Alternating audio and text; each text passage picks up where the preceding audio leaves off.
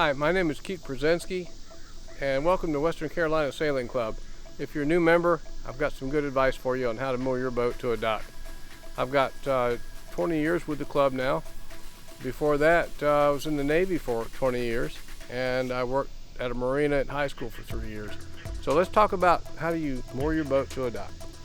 We're going to look at several boats today, and here's a good example of a boat that's been tied properly. And you can see it's not up against the dock. It can't get into the pier in front of it. Everything's good about this boat. All the tensions are correct, including the chafing from the chains to keep the line from being chafed. I want to show you an example of how you should tie your dock lines. Here is an example of the correct dock lines for a boat that should be here in this sailing club. For example,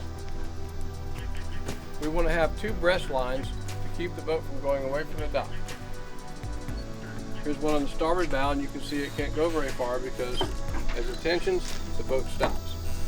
There's also one on the stern, and we'll go back there in a minute. There's also another breast line on the starboard bow that keeps the boat from going into the dock. You can see I can tension it very easy, and the boat can't go into the docks. Now let's talk about spring lines. Spring lines are what keeps the boat from going forward or aft. This is a spring line.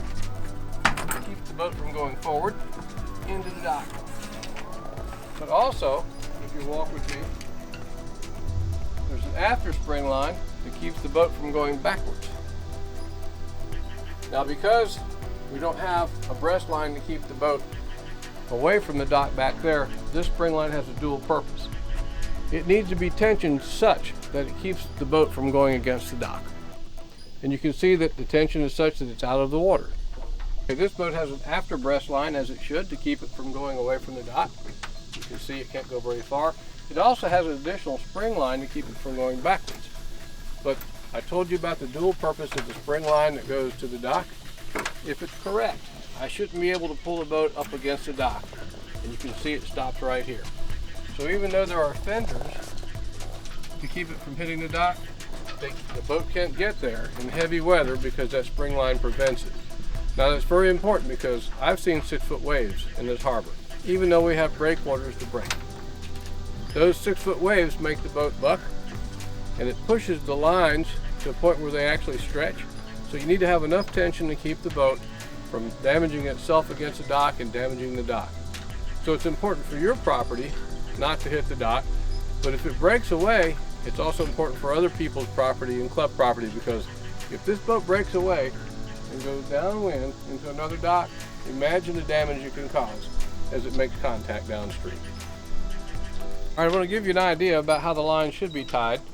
It's not the ideal for sure, but it's a great seamanship move. First of all, you need to have a thimble. A thimble allows the line to make a turn without chafing against something. So here you can see that the thimble is taking up any chafing against the shackle. This chain allows the line to lay over the dock without chafing the line. The chain's probably not going to wear away. If the line were here up against the dock, it could, and it will chafe. Also, safety wire. You need stainless steel safety wire. And you can see that this one's got it on both shackles. And to make it easy, since the boat's going to be here for many, many years, to have an eye splice that you can just very simply throw around the cleat to secure the boat when you come in.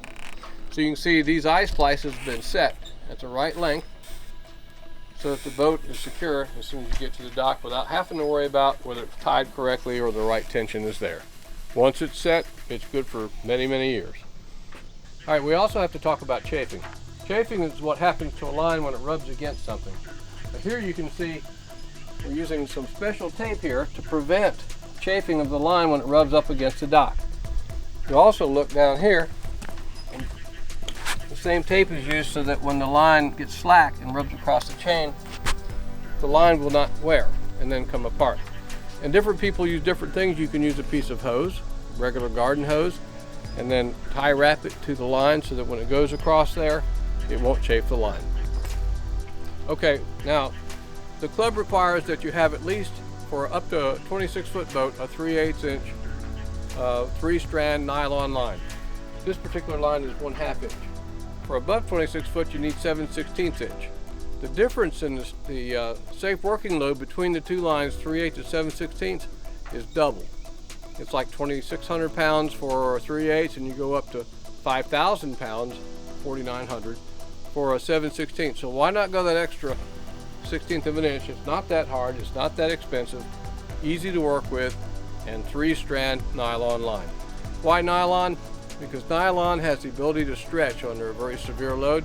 So as the waves push the boat up, as it snags it, instead of taking the cleat out of the boat, it stretches. So you want it just tight enough so that when those waves start, it doesn't get the momentum up to where it can break it. It stops it, it stretches, and snugs the boat. Okay, I want to summarize what we talked about here. The boat tied to the docks needs to have breast lines, in this case 3 of them. This is one keeping the boat away from the finger pier.